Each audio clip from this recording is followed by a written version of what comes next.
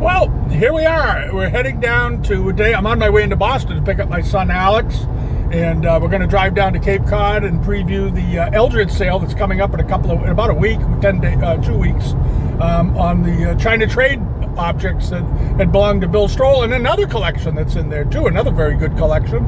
And we're going to record the objects. And we don't go there much. We live on the other Cape, north of Boston, so there's not much reason for us to go there. We've sailed over there a few times to visit P-Town and have dinner and that sort of thing. But in general, people from the North Shore don't go to the South Shore very often. So it's kind of fun for me. Of course, if you're going to Nantucket, you got to go down that way, or Martha's Vineyard. Get the ferry boats, or to sail off if you're going to sail over. It's a lot better than trying to sail from here because you have to go through the Cape Cod Canal. But it'll be an interesting day, and I'm sure we'll see some great things, and we'll get a better sense of the market and on the Cape, and what he thinks about what they think about the future of the Americana market, the American furniture market, and all that. So it'll be fun. Okay, and this is Eldred's on Cape Cod, the East Dennis. This is the facility.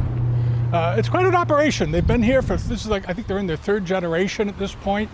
They handle a lot of estates down here because there aren't many estate auctioneers left on Cape Cod. And they also run the sandwich auction house for other things. But this is where they do it, and this is the tent they sell under during the summer months. And the office is up in the back. They have parking, obviously, for all kinds of cars and vehicles. And I think they live in this house. I think this is the family house. And it's a wonderful, wonderful layout for the facility, and this is where the stuff is. So if you've never been to Cape Cod, I recommend you come down and see Eldred's. Look around, and it's a beautiful ride, and nice place to go. All right, let's go. There you go. All right. And this is the Eldred sale. It's taking place on the 21st to the 22nd of July, and it comprises the collection of William Strole and a very fine collection by Nancy and Larry Dickson, who are prominent American furniture collectors and China trade collectors. And this is just some of the stuff that's in here. We're going to go through it and take a look. All right. And when you come over on this side of the room, you've got some really good China trade pieces. We'll get to some paintings in a minute, but on the right here, you have this exceptionally large Kangxi covered jar, nice brown dressing. This is from the collection of William Strole, beautifully done. And as you can see, this is a much larger one than you typically see. This is a big one, very, very large, beautifully done on the bottom. Looks to be in very nice condition all the way around.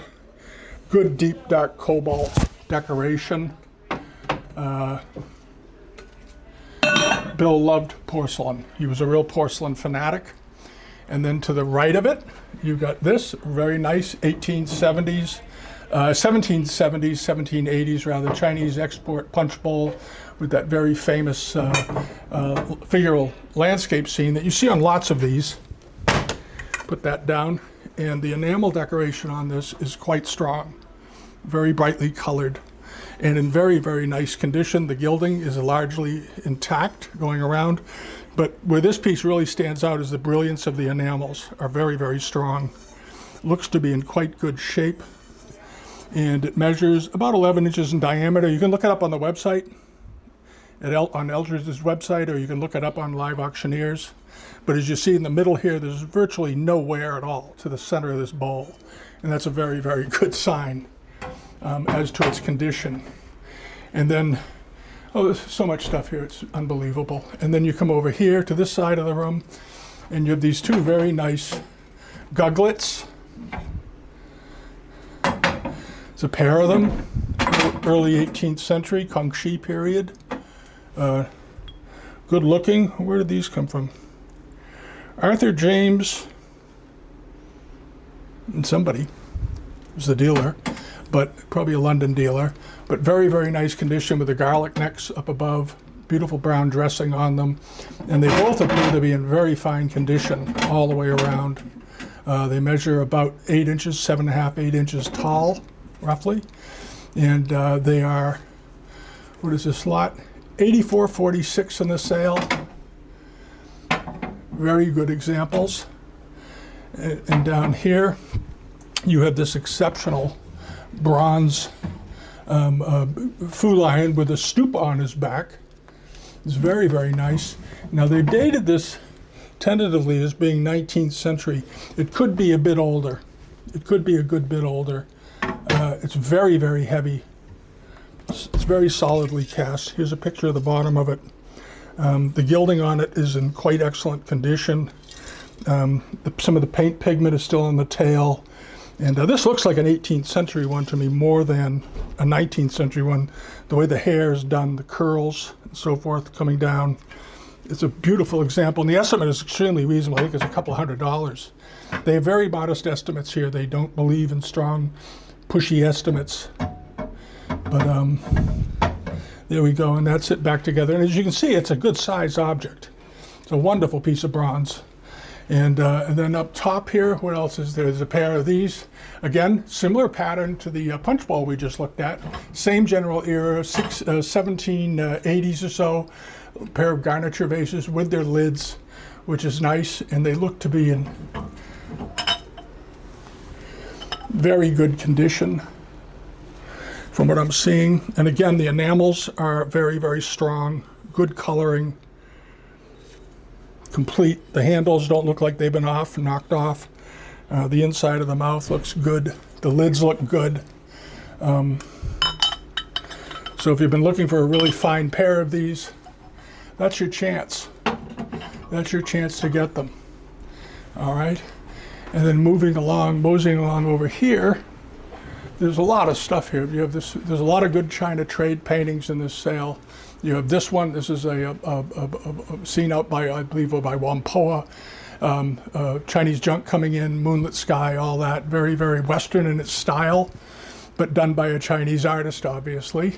And was probably painted around 1850 to 1860, somewhere in the 1840 to 1860, somewhere in that window of time.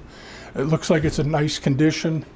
And so forth. And you can always get a hold of Eldreds for a condition report on any of this stuff. They were filling them out madly all morning today. They've been filling out condition reports.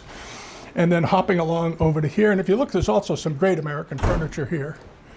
And then over in here, you have this. This is one of my favorite things in the sale. Didn't get a lot of attention. I think it might, though. Is a very good Ming Dynasty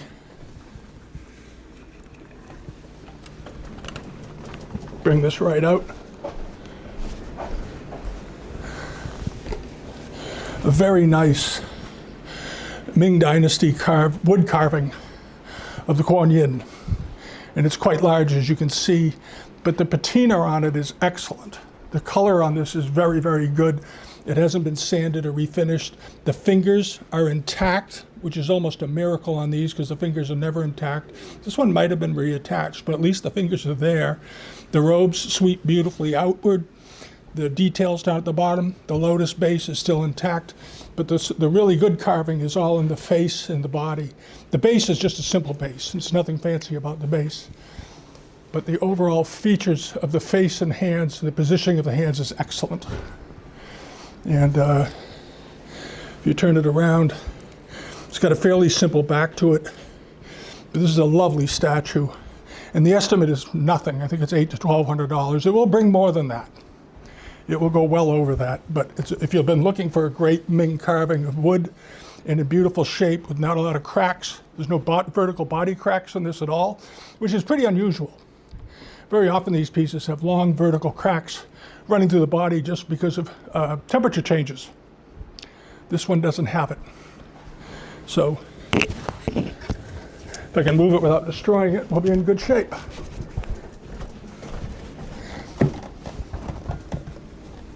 And then down here is a corker of a punch bowl. Let's put it on this table. This is a very nice 19th century punch bowl. The quality of the decoration, maybe it's better on this side with the light. There you go. Crisp colors. And this is a big bowl, as you can see. Very high-sided, very high-quality porcelain. The rose enamels tell me this was probably made in the 1830s or so, probably during the early part of the Dalguan period, but beautifully painted all the way around, inside and out. Lots of good use of negative space through here and so forth, and looks like it's about 15 inches in diameter. Check the catalog, but a wonderful example, really wonderful, and exceptional quality and good condition all the way around. All right, and that's just one of it. Also, don't be afraid to look at the rugs. Serape carpets. Bill Strole loved carpets. And this is a nice one.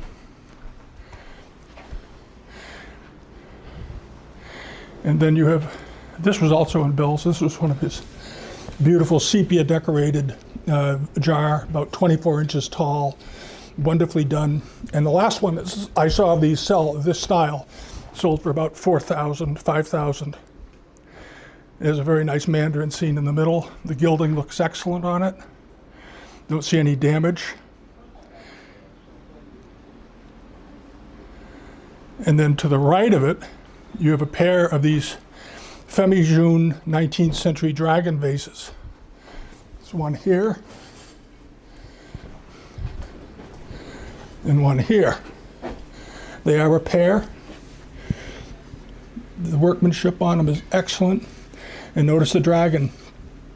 He's intact. There's no rubbing or wear to the scales anywhere. It's in wonderful condition. All the way around, the white enamels are in still good shape. The shading is good. Nice use of sepia all through it. And these are big. As I said, these are 24 inches tall. Beautiful condition, absolutely period, made around the second half of the 19th century.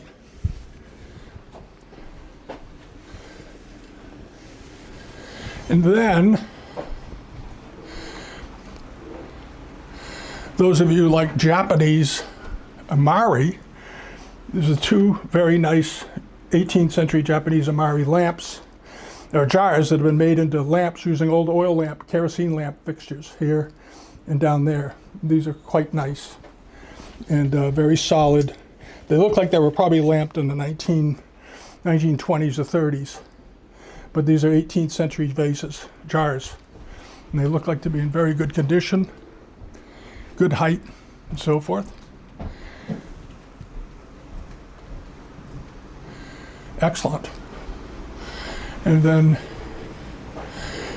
meandering over here, you're going to see an awful lot of China trade paintings in this sale. Watercolors and oil paintings, including a painting by Spoilham and a painting by Lum Qua. And Lum Qua is the older brother of the studio artist Tin Qua. And this is a port painting. I don't think they knew who did this one. You often don't. And then down below here, you have some people, they look like they're working a rice paddy. Down at the bottom, it's a watercolor, made around 1800, 1810, either done on English or European paper, large size. Those are some of Bill Stroll's favorite things. And then coming along into this area,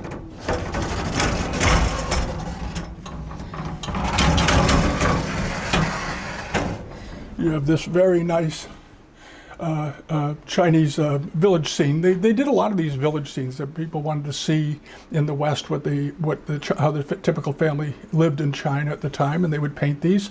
This is an oil painting. Most of the paintings done in China were done on watercolors on paper, but there were a number of oil paintings that were done too, as you'll see.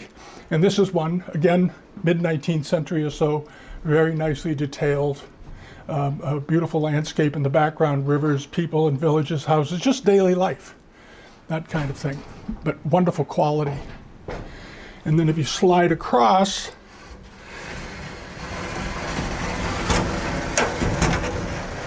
into here, you have another China trade painting up top of a European girl or a peasant girl, and probably taken from a print source or an engraving that was sent to China.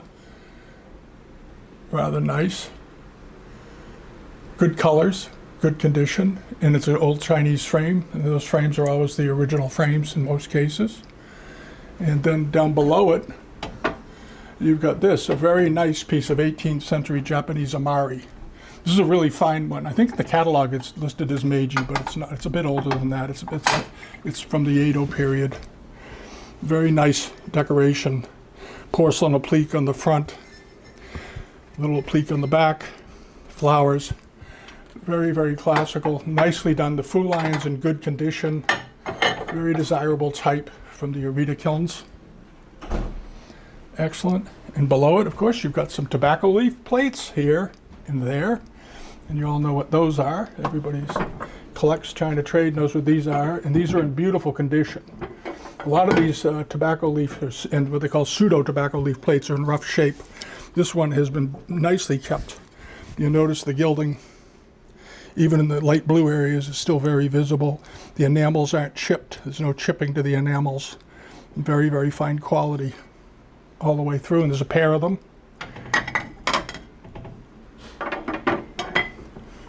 And then down below is a monstrous Wan Li charger. I believe it's about 20 inches in diameter. It does have a hairline in it, but the decoration is superb. And this was one that was done in the earlier part of the Wan Li period due to the superior quality of the cobalt decoration. It's very, very crisp, very, very blue, very pure, and nicely controlled. All of the elements and so forth around the rim are beautifully controlled going into it. And the back of it, unlike most Wan Li plates you see, there's no kiln grit on it. It's nice and smooth, beautifully finished. There's a couple of flakes of kiln grit on the rim, but not that cluster that you often see on Wan Li pieces. And this one is, as I said, it's very big. It's a monstrous plate.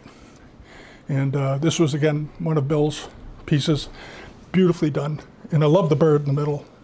He looks like he's staring at the artist.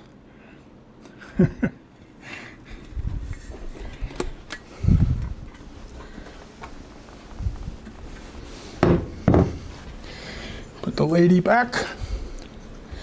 And then moseying along over to here, we have no China trade sale would be complete without Cornelis Pronk dishes. He was the Dutch painter, of course, who made these this design during the Yongchen period. There's two of them in here. It's in the orange palette, but very fine condition, beautiful, beautiful colors, well done, nicely potted, and so forth. Some of them are better than others. This one is particularly well done, and there are two of them. And the other one looks to be in about the same exact condition. Wonderful shape, about 7.5, 8 inches in diameter. Excellent. And then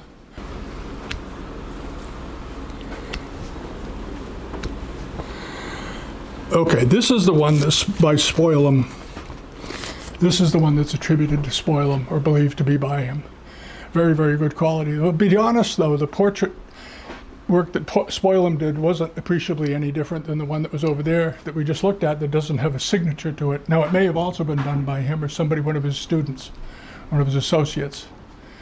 But again, a really nice China trade sea captain portrait, which he was famous for doing. Now, scurrying back across,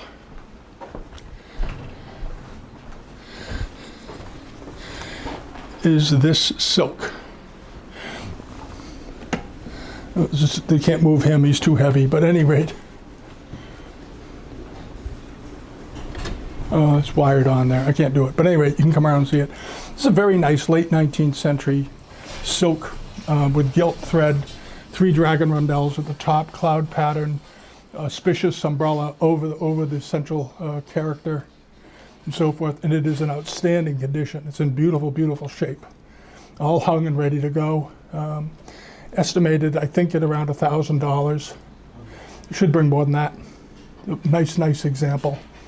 Beautiful colors. Color with the color, the red hasn't faded, which is a miracle because red is very susceptible to fading on Chinese silks. And this one didn't happen to it yet. And then hopping up here, you've got two, and these are in the catalog. I love these two. The watermelon cutter, Chinese export 1810 to 1820. And above him is a porcelain decorator. If you're a porcelain collector, you might want to go after that. Chinese gentleman sitting at the table with his brush, painting up and decorating bowls, seated at a Ming Dynasty table. The table's spectacular too. And again, in a very nice frame. All right. And then right beside them are these cafe ground Famille Rose Mandarin pistol-handled faux bois base decorated sideboard urns. There's two of them. There's one here and there's one on the other end. Oops. Here's the other one. A very, very good example. Looks to be in very fine shape. Good color. Butterflies. Nothing to complain about there. And these lately have been relative bargains on the market. They've been selling for a couple of $1,000s typically. So if you've been looking for a pair, these are a really good pair, and they're in spectacular condition. They should bring 6,000 or 8,000. I don't think they will. Who knows? You never know. But they are very, very fine, and the color is elegant. The cafe ground is quite desirable on these. You don't see that very often. And I like the faux bois bases, and they contrast nicely with the rose mandarin scenes. So overall, they're very nice, and they have their lids, which is pretty much a miracle these days. And then hopping along over to here, you've got the two big China trade interior scene and a landscape scene of a terrace. And I've mentioned these two on the channel a couple of times just because I thought they were so attractive. Beautifully done, good color, well framed, and they are being sold as a pair with an estimate of $1,000 to $1,500 or something like that. Very reasonable. And these are large pictures. I'll put my hand in the scene, give you some idea how big these are. These are pretty good sized paintings. I suspect the site size on them is, 14 by 18, something like that. The image size plus the frame. They're very, very nice. Beautiful quality. All right. And then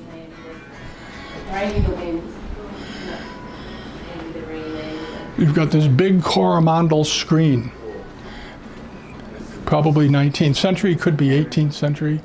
I think it's probably 19th because it's fairly thin on the boards, but a rather nice one. Very, very good condition. Appears to be a Qing example, but nicely carved. Good color. Interesting scene, classical, court scene in the center. And then with attendants and so forth scurrying around in the foreground. And this format is very popular on not only screens, but also on scroll paintings. You'll see this fairly often with a central figure with attendants and people making offerings or requests from him, and then people in the background doing their daily chores, bringing in flowers, soldiers standing watch, and so forth.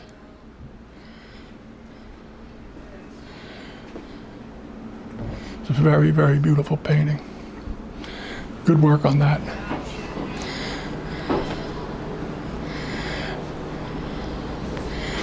And then you have this big portrait. This thing is big. Shoot me next to it, just to give you an idea how big this thing is. Does that fit in the frame?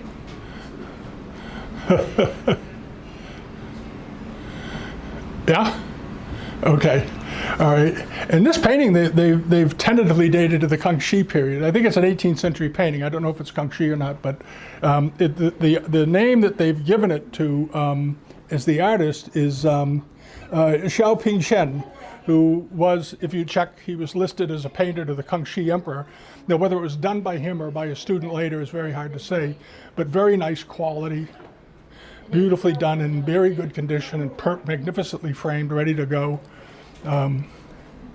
Should bring 3,000 to 5,000 anyway, but this will make up a wall in someone's house. It's a very nice big painting, and exceptional brushwork, and very typical of the 18th century too, all the way down.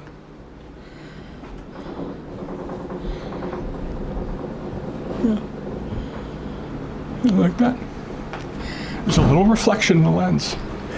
And then hopping along into here,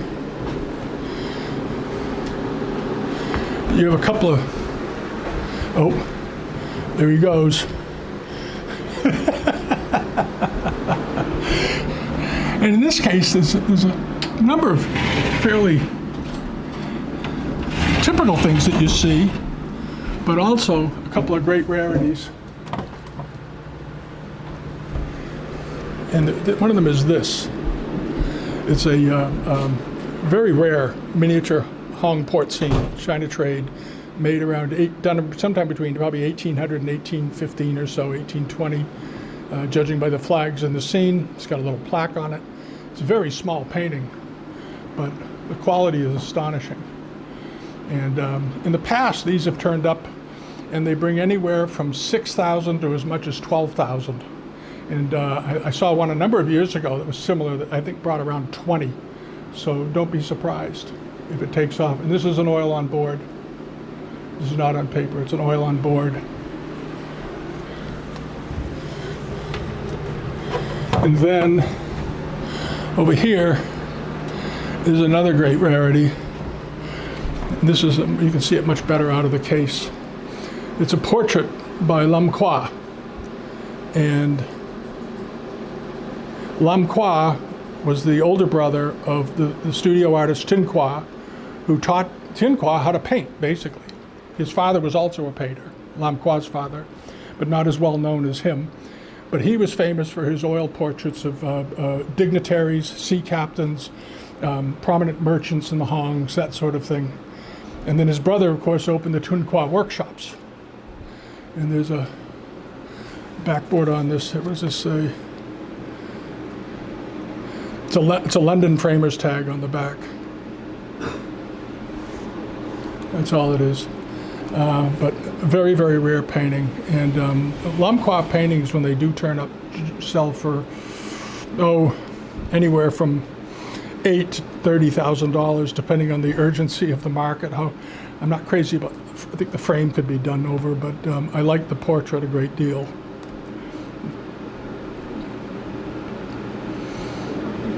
The bottom of the portrait, this frame has been restored a bit, but who cares?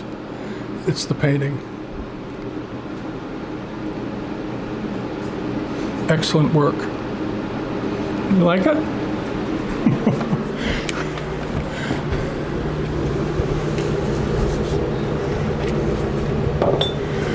And then the rest of it is, of course, lots of Canton and this sort of stuff. Regular, everyday Canton wares. You can look on their website and see a whole bunch of it. And did we cover these yet? I don't think we did. We looked at them earlier, but nice pair of portraits, porcelain production. At the top and the bottom, they appear to be from two different sets maybe, or the same set, same type of numbering, and framed. And this is the kind of stuff that Martin Gregory in England used to sell a lot of through his outstanding gallery, and now you have these. And these are fairly large. These are pretty big paintings, as you can see. But very good quality, very good condition, no fading. I love the detail of the guys. This looks like I was thinking, these aren't firing the pieces in here, they're probably doing the glazing and decorating. And here they are being formed up here and trimmed and so forth, and then brought down and decorated and glazed. They're bringing over the finished bowls here so they can glaze them. And so there's probably a tub here somewhere where they're dipping them for glaze, I suspect. But pretty rare. Nicely done. Yeah. Hi. Here she is. Yeah. And love that dog. And then we have the punch bowl. Get over here and get a look at this thing. This is a monstrous punch bowl. It's about 23 inches in diameter. It's rose medallion, but early rose medallion. And great quality inside. This is an absolutely huge punch bowl and in good condition. No damage to it. Dates probably to 1830s to 1840s. Really great quality, beautiful potting, no sagging in the rims. It's quite excellent all the way around. And then right next to it is another bowl, another large one, 16 or 18 inches. Somebody's notes in here. Oops. I'll put them back. Yeah, yeah. All right. There's a method to our madness. I'm sure there is. You have this. This is a heck of a good bowl. Again, China trade, 1780s, plus or minus 10 years. Very similar in palette to the other ones, but this one has a little more open decoration, not quite so much hard decoration in the background. A little bit of wear to some of the gilding around the top, but the enamels are fine, and that's what's most important. And again, brilliant colors. The enamels are brilliant still on this. This is the thing I'm finding pretty universal with most of these pieces, between the Dicksons and Dr. Strole's collection, is that they were real picky about color. And you don't get that kind of consistency by mistake. And this is a big bowl. That's a great big punch bowl. So if you're looking for one of these, this is the place to get it.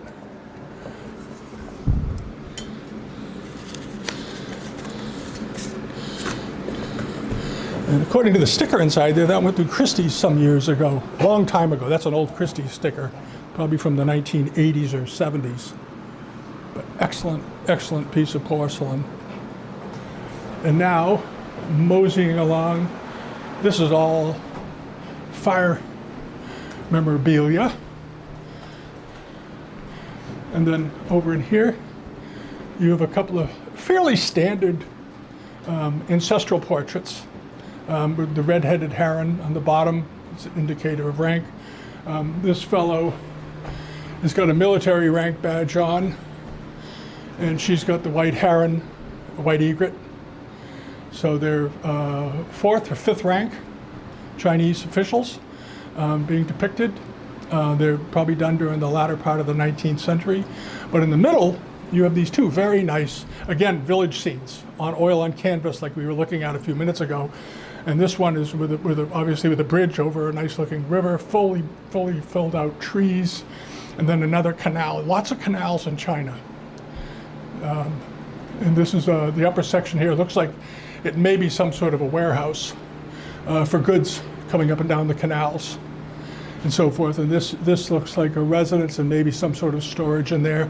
You got the boats on their moorings waiting to go and so forth. And these kind of paintings typically sell for $3,000 to $5,000 a piece. We'll see what they bring. Sometimes they bring a lot more. And this looks like a pair. They're being sold together as a pair. So that makes them very desirable. Make a nice room out of them. They look wonderful lit up with a little light above them. Exceptional. And then, over in this case, you've got more Canton, more China trade stuff. You've got a fairly unusual, though, square Canton teapot. These are pretty rare. They don't turn up very often. In recent years, they haven't brought a huge amount of money, but square Canton teapots were always very heavily collected back in the day because it's a rare form. And I remember a time when these things were bringing $1,000, $1,500, $2,000. And I think today they probably go for around $400 to $600, $500 to $700. But it's a very nice one. It doesn't have any damage to it. It looks excellent all the way around. And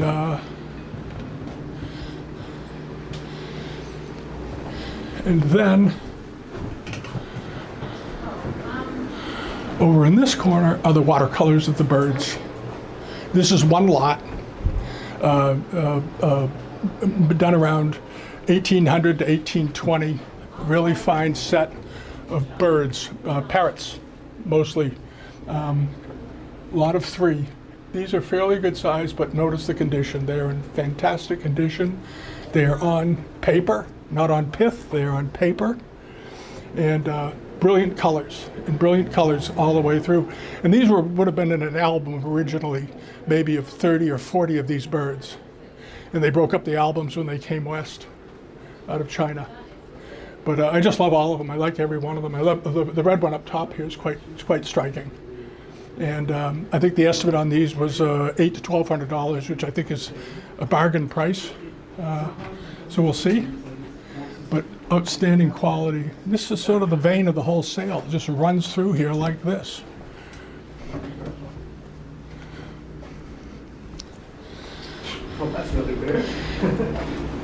It is working as we speak, so we can... Okay, now pause the video or just stop it. So that was it. It was an interesting day. We had a lot of fun down there, and Josh, Eldred, and everybody there couldn't have been nicer. Terrifically friendly people. They had dogs running around all over the place. But before I go, we didn't have to. If we had more time, if we had an extra day, we would have also discussed the American furniture that's in these series of sales coming up. In particular, the Dickson collection. And the Dicksons were very well-known collectors throughout New England. They dealt with all of the best of the best dealers, Marguerite Reardon and Albert Sack, Northeast Auctions, all these people, like from Ronald Bourgeot.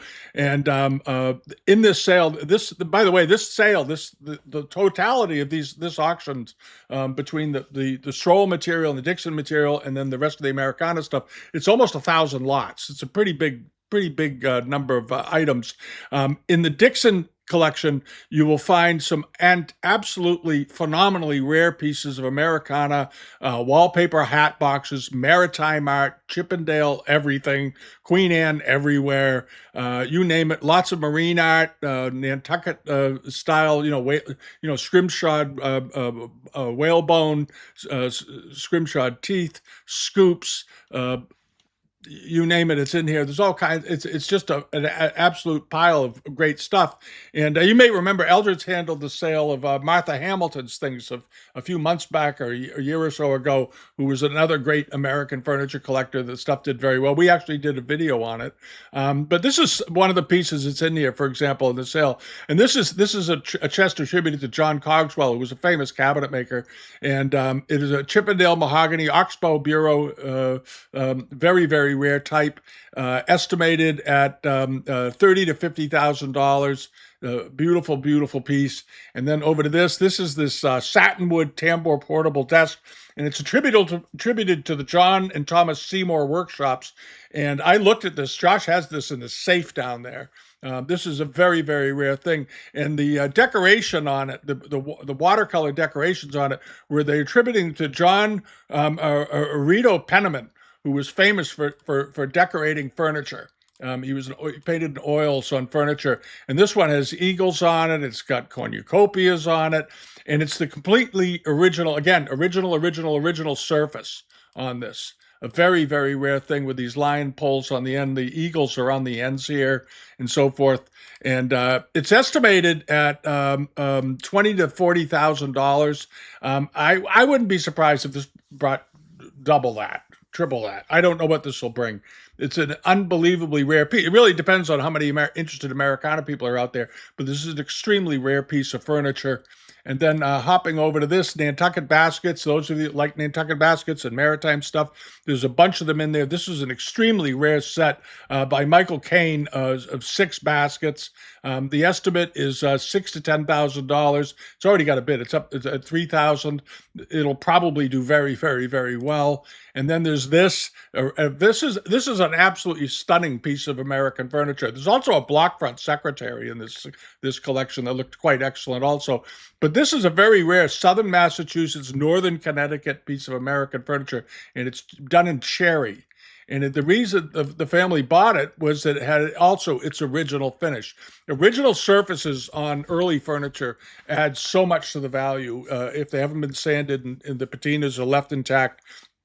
And this is a beautifully made piece. It's almost folk art the way it's done, the way the bracket, the OG bracket feet are shaped. They're sort of exaggerated, and then you have these sort of curved linear serpentine front of the chest with these bowed out first top drawers.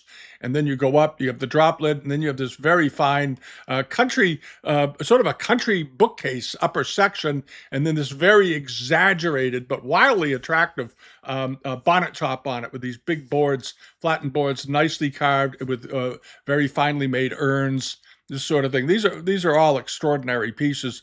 The height of this thing is 90 inches tall. It's pretty big. It's estimated at $25,000 to $50,000.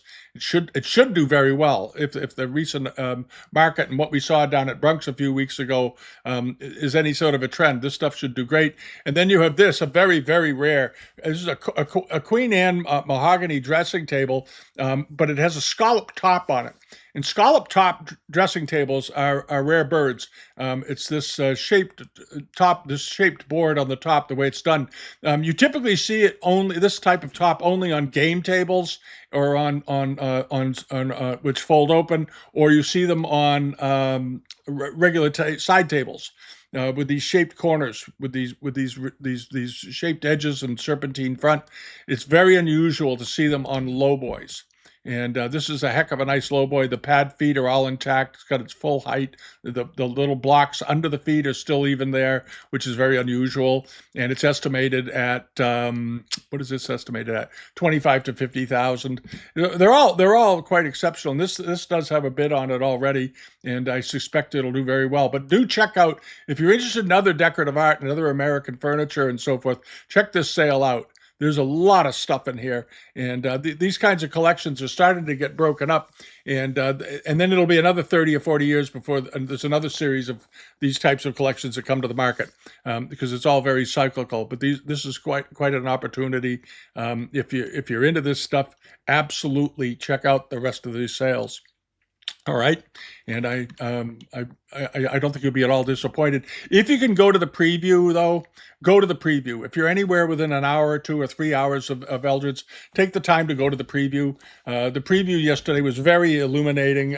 We got to see things, understand them better. You always do at a preview of a sale. If it's an interesting auction, you'll find things that you didn't see in the catalog, things that you missed somehow, and things that you thought were great. You'll find something maybe that's better that didn't look quite as good in the photos, because it all depends on how you look at things when you go to a preview. And many times I've seen things and bought great things at auctions after going to the preview, because I got to see the things in person and realize that, oh, this is a really rare thing. So anyway, that's just where I'm going to leave it. The sales are on the 21st through the 23rd, but the two major parts of the China trade component are on the 21st, the 22nd, and that's it. All right. Have a great week, and we'll be back Friday with a regular video. Thanks for watching. See you all soon. Bye-bye.